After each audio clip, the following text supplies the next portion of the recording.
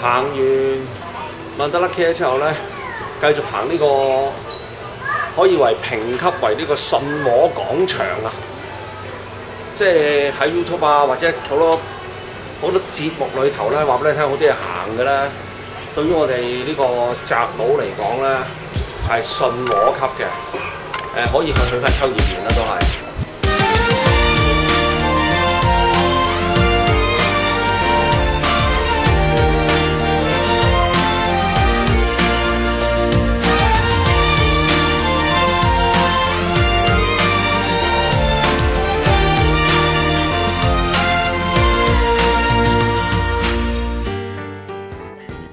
歡迎收睇比利羊 Channel， 我當然係比利羊啦。今次呢個假期，我呢個宅佬帶住我幾個朋友一齊去遊東京。咁喺開始之前呢，我都介紹下我呢幾個朋友俾大家認識下先。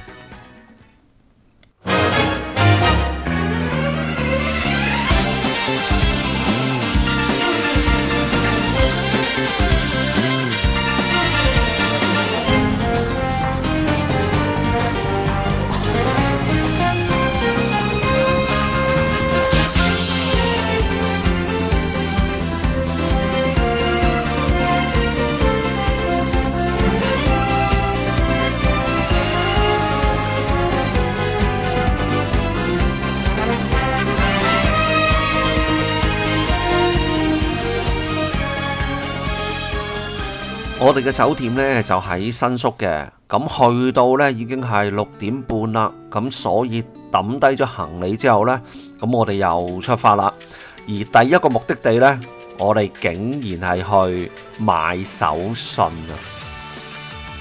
今晚呢，我哋第一晚嚟到東京，我去咗上野 Mikiro Okoshi。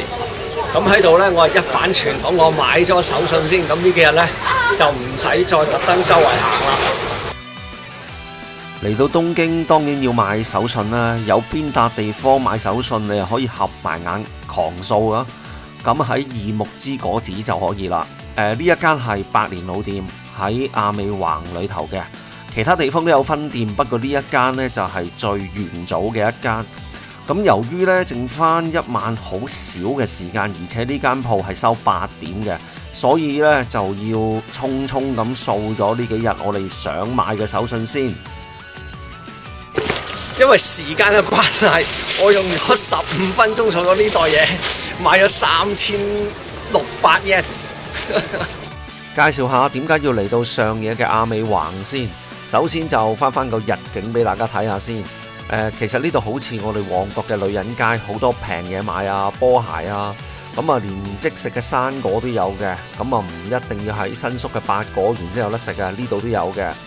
咁啊而且呢，因為今晚呢剩翻好少嘅時間啊，我哋要爭取時間去睇一啲夜景啦，咁所以呢一度呢，呢一站呢就係路經嘅。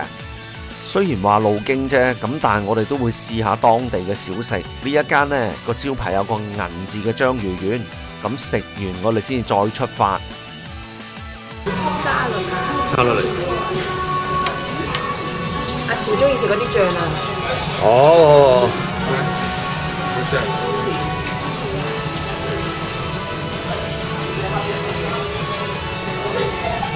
有陣試一試啊！試呢個，得唔得試下？好熱喎，你點樣對啊？你睇煙。哦。五斤啊！喂，冇可能飽㗎。冇可能飽㗎。我諗起你個 friend Sandy，正。有個 friend 食嘢勁熱，我食唔到。見到嗰 part 想嘔啊！好熱啊！係。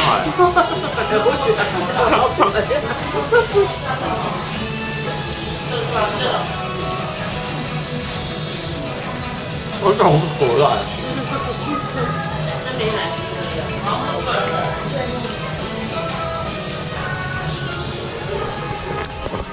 啱啱好啊，8粒。8粒。有食過粒嗎？我食咗粒嗎？唔得。我仲要食2粒。得唔得？係。非常好。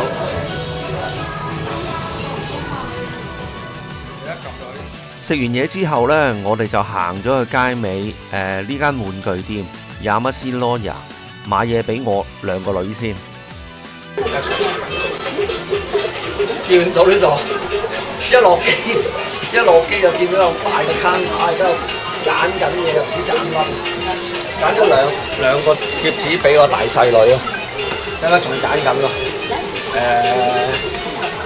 呢啲匹數好靚咯，呢匹數好靚，唔知香港有冇？我真係唔知香港有冇。轉頭先睇下仲有啲咩啱使啊！俾個 WhatsApp 佢哋或者。離開咗上野之後，我哋搭咗3個站嘅地鐵嚟到第一個夜景。而家我哋就夜探淺草寺，繼續行。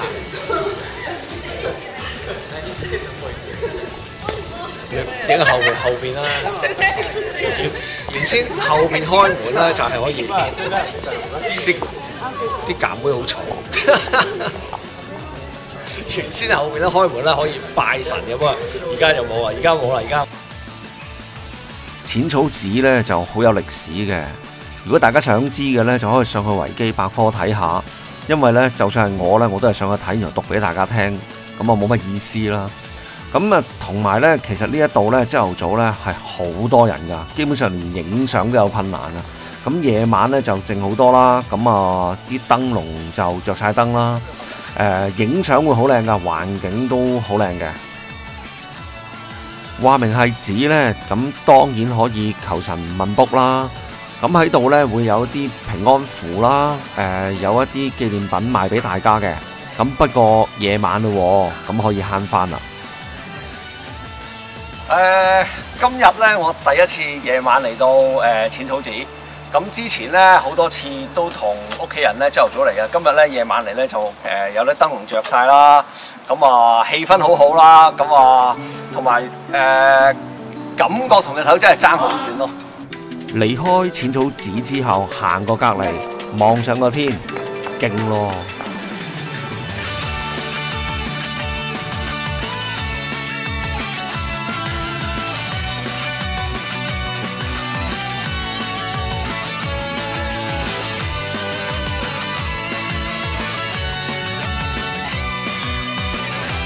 嚟晴空塔咧要嚟2次嘅，一次係日頭嚟，一次係夜晚嚟。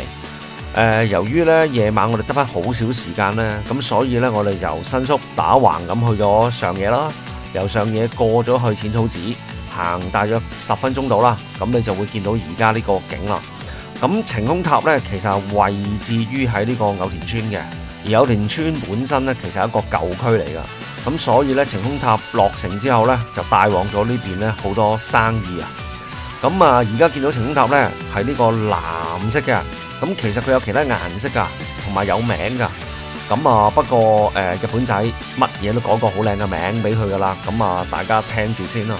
喺晴空塔嘅後邊，其實仲有個 building 有飯食嘅。喺後邊睇翻出嚟，晴空塔嘅景咧會更加靚。如果大家有時間，又可以花得起錢嘅呢，咁去嗰度食餐飯都係好嘅。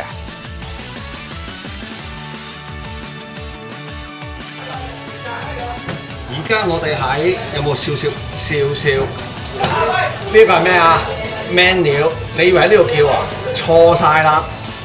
今日俾你油話俾你聽，真正點菜嘅係呢嚿。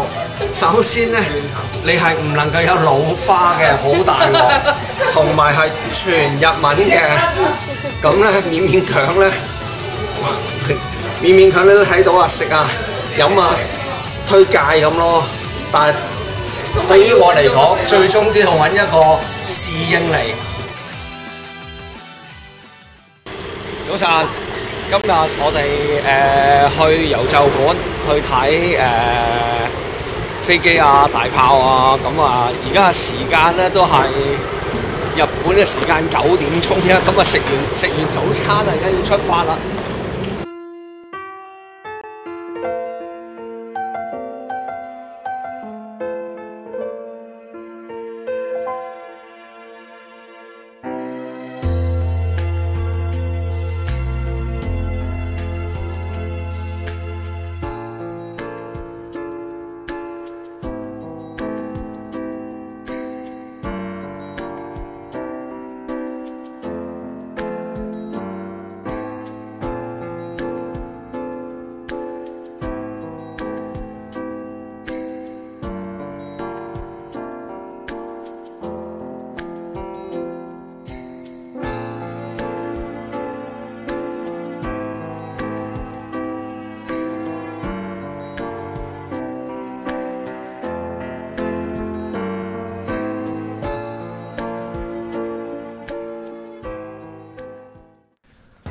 頭先呢就俾咗一啲音樂大家呢去靜一靜先。咁啊，因為呢同人講我要嚟呢笪地方呢，通常啲人嘅反應都好大嘅。對於一個軍事模型迷嚟講呢，0戰520呢，大部分都會砌過噶啦。咁啊，其實郵就館呢就喺呢個靖國神社嘅隔離嘅，係一個2次大戰嘅博物館。咁啊，裏頭放咗好多2次大戰嘅戰機啦、坦克車啦、好多模型啦。嚟郵就館參觀呢，最好就預翻2個鐘頭啦，因為裏邊呢有好多2次大戰嘅飛機啊。而家呢部綠色嘅呢，就係水星啦，咁上高吊住嗰部呢，就係櫻花啦。呢一部呢，就係97式坦克車啦。我開頭以為好細部嘅，咁但係其實佢嗰個比例呢，大約大過一部 4van 嘅，而且呢，感覺上呢，佢啲鐵係好厚嘅。咁但係對於砌開德軍坦克嘅時候呢，你又會覺得呢架好細架。咁啊，會有一啲戰艦模型喺度嘅，咁我冇理由擺部真戰艦喺度噶。咁但係呢啲戰艦模型呢，如果對於一啲砌開軍事模型嘅人嚟講呢，好似又真係未入流喎，又冇人，又冇沙包，又冇滲線，乜都冇嘅。真係似係一個景品咁等喺度展覽下咁咯。由於唔想阻朋友咁耐啊，咁啊走馬看花園，我哋又出發去另一個景點啦。而家呢，眨眼間我哋又嚟到另一個喺東京最具人氣嘅景點啦。大家望一望先，後邊嗰啲。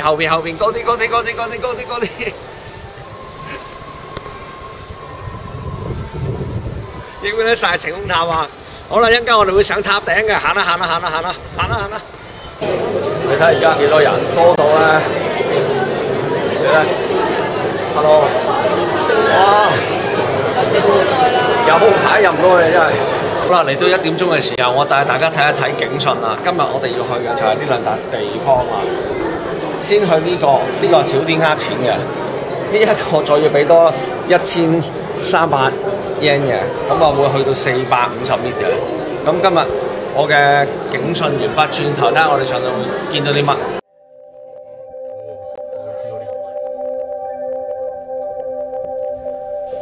大家見到嘅呢，其實呢個就係部 lift 裏頭嘅高度顯示屏啦。咁啊原本係三角形嘅，咁啊轉下，越轉越高就越嚟越圓。咁其實唔係一個美感嘅問題，而因為晴空塔真係咁樣嘅。較低層嘅地方其實係三角形㗎，上到塔頂先係圓形嘅。咁所以咧去到350米嘅時候咧，佢就會成個變做圓形㗎啦。咁但係咧頭先我咪講過，我哋會上第2層，即係再高100米嘅地方嘅。行完呢度之後咧，我哋決定唔上啦。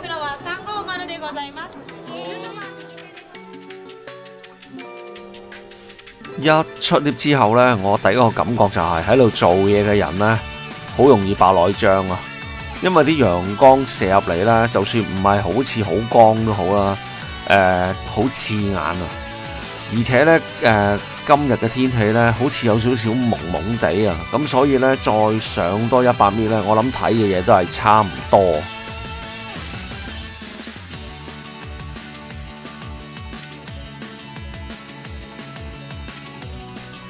喺展望台望出去啦，係咪覺得好似有少少蒙蒙地呢？而家我哋望出去個方位呢，就應該係六本木嗰邊。點解會影得到嘅六本木呢？因為喺呢度望出去嘅時候呢，俾我發現咗東京鐵塔啊！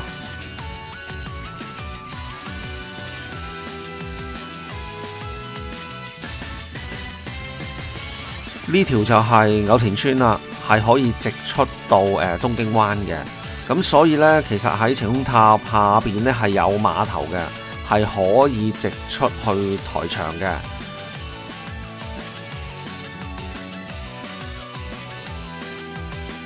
龜波氣功，哇幾勁！哇！跟住整個夜晚，哇！嚟得個夜晚，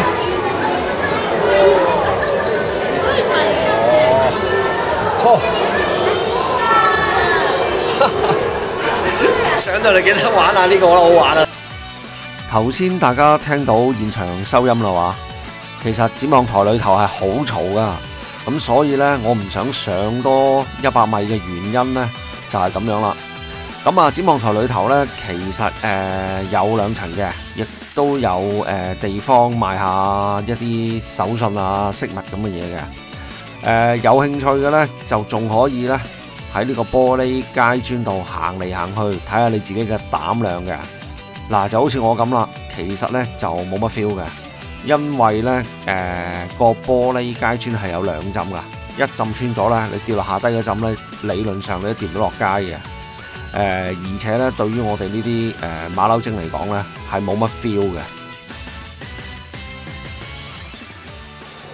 嚟到重災區啦，我哋今日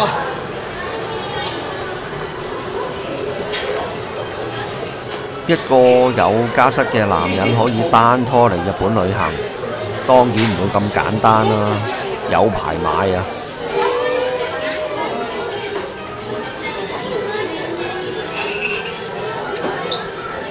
好似唔係好夠料喎呢度。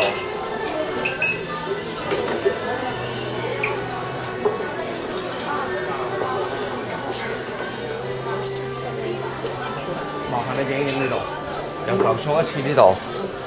OK。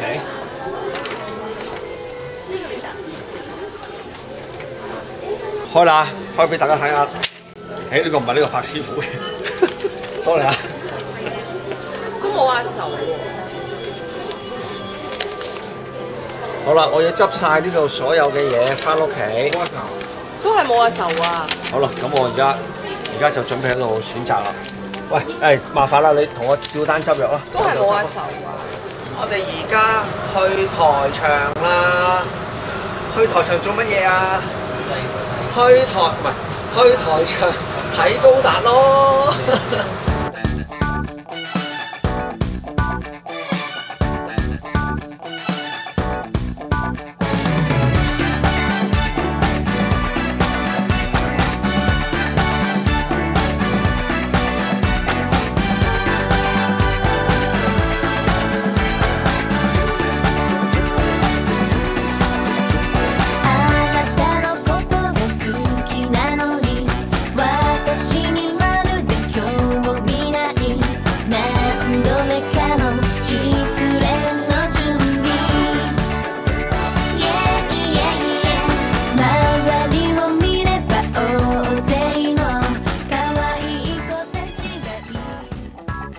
離開咗晴空塔之後呢，我哋就轉戰呢個台場啦。第一站呢，我哋會睇蠟像嘅。點解睇蠟像呢？總係有啲原因嘅。而家嚟到蠟像館啦，咁我哋今日呢會睇蠟像之餘呢，好興奮地有大島優子一同佢合照。一入嚟就見到威廉王子同埋佢太太啊海蒂啦，呢兩個好真㗎，而且呢，阿海蒂呢，我斷估佢有6尺高。而家嘅日本首相安倍晉三喺佢對面呢，就仲有佢個老友就係奧巴馬啦，笑到4萬咁嘅口啊！咁我呢，就同咗以前嘅首相啦，就係小泉純一郎影咗相啦，仲有足球員阿美斯啊，但我發覺阿美斯個頭咧好似做細咗咁嘅。今日有特別嘉賓嚟咗，而家我訪問呢個全日本叫做最紅嘅歌手啦。Hello， 佢好緊張，好似行晒係嘛？今日同大家見面嘅就係大島優子啦，好似啊，都好似啊，真係。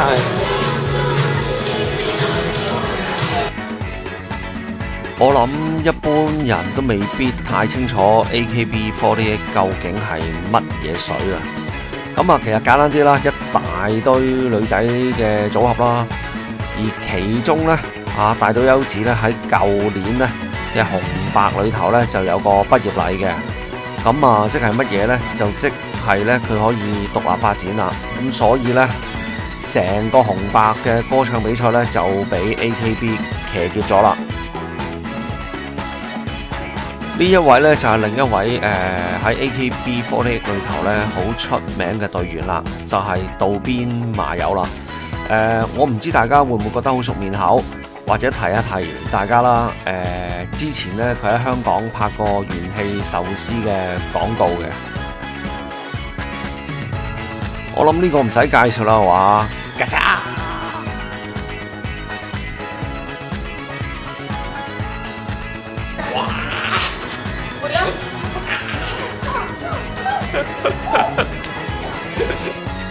阿小龍啊，喂，望住個鏡頭先嚟張自拍先。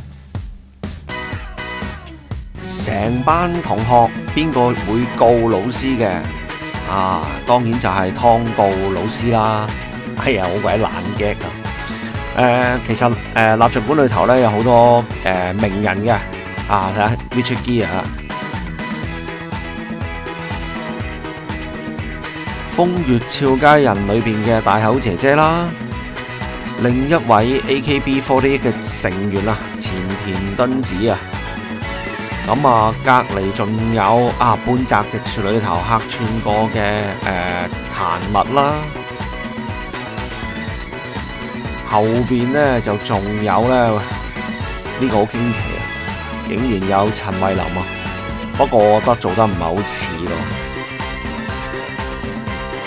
另一邊就有Brad Pitt 嘅兩夫婦啦，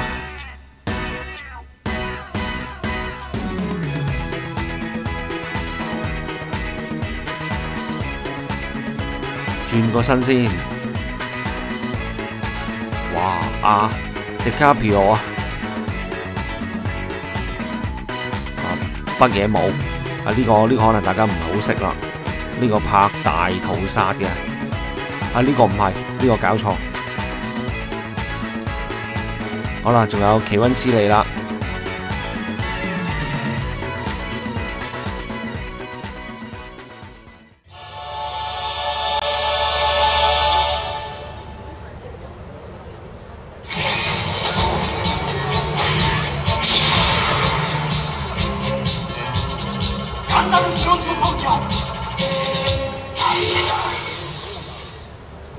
由蠟像館嗰邊呢趕到過嚟呢邊睇高達啦，點知一舉機佢就做完啦，咁所以呢，喺嗰一刻我講咗4個字，冇錯啦，你估中咗啦，就係有冇搞錯啦。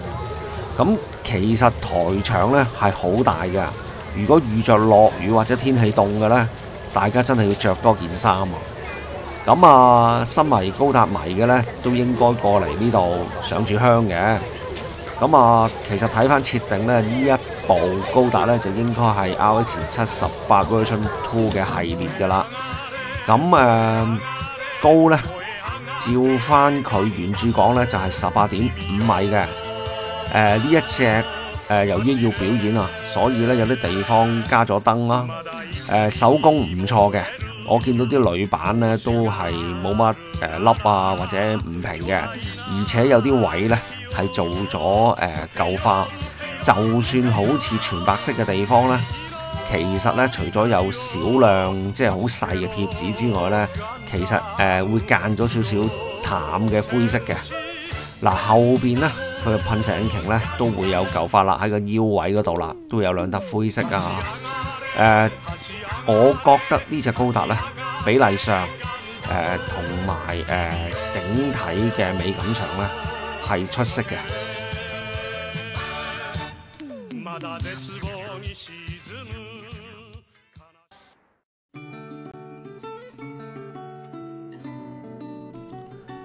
離開咗高達之後呢，我哋就嚟到呢個豐田汽車會館啦。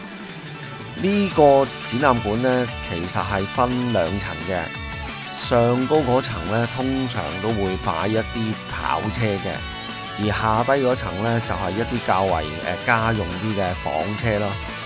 咁其實俾我嘅感覺呢，呢個展覽館呢，其實係一個我諗係促銷嘅場地啦，因為我見到有啲日本人呢會喺裏頭真係試一試部車坐下，而且呢，呢個地方係完全免費㗎，咁所以嚟到台場呢，呢度都可以行下，都消磨到你半個鐘啊至9個字咁啦。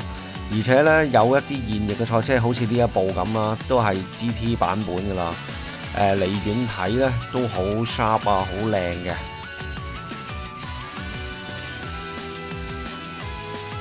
隔離就停住另一部爬山車啦。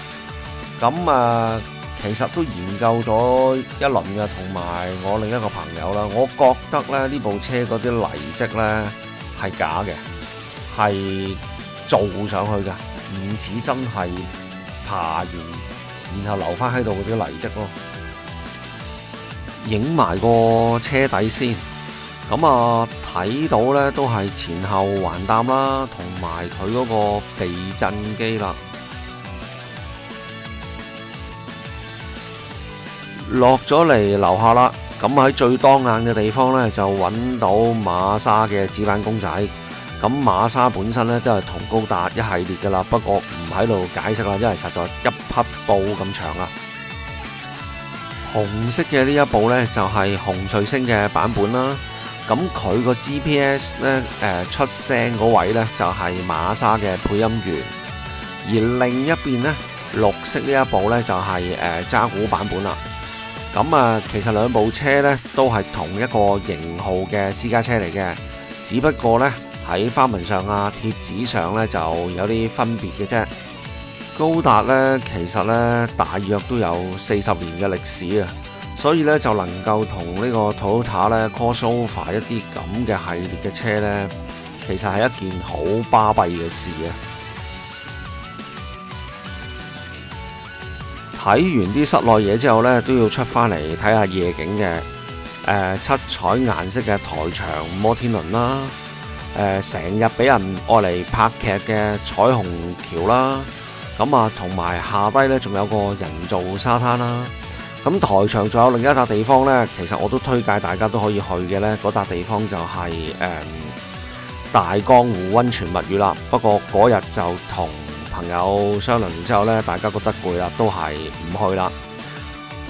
好快咁就過咗一日啦，哇！睇都攰啊，何況我哋真係堅行喎。